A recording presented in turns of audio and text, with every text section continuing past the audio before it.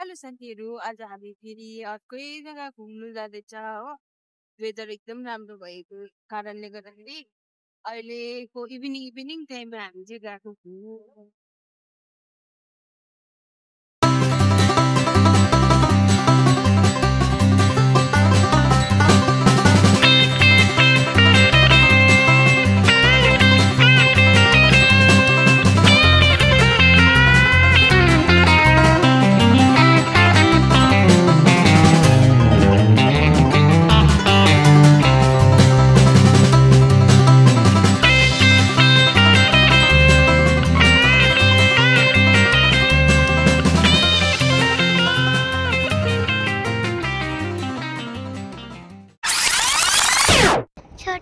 हामी बहुत ज्यादा इन्जोय गरिरहेको छ। सिरियसली बहुत मजा आइरहेको छ। वाओ,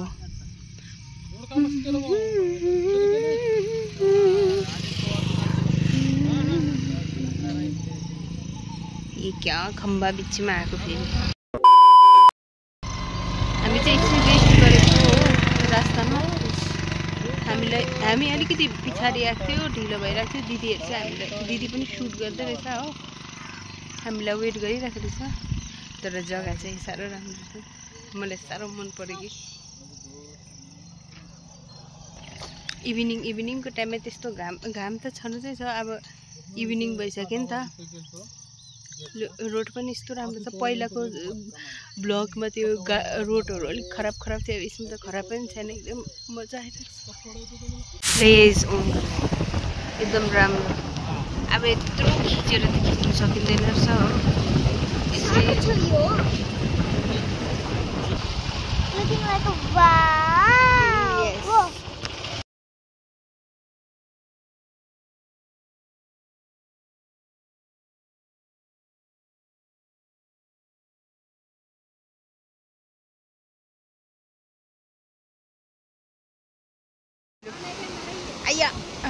खुट्टा।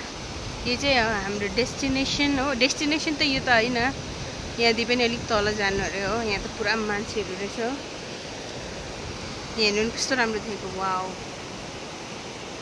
ड्याम रहेछ, ड्याम जस्तो रहेछ हो। यो जग्गामा आएर चाहिँ फर्स्ट टाइम मैले खोला देखेको भने चाहिँ कस्तो खुसी लागेर कस्तो लाग्यो मलाई।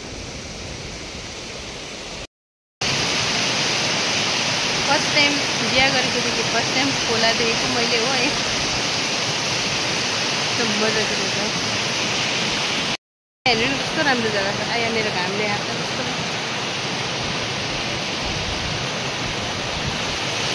देख्नुभयो गाइस।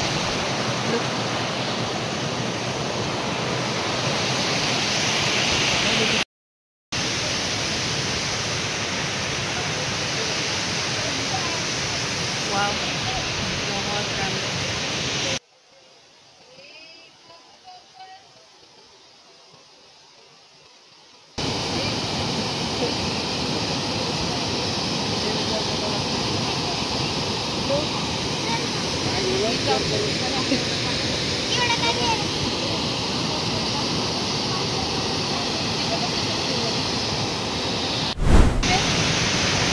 गाइस देख्नुभयो होला डेस्टिनेसन। वाउ,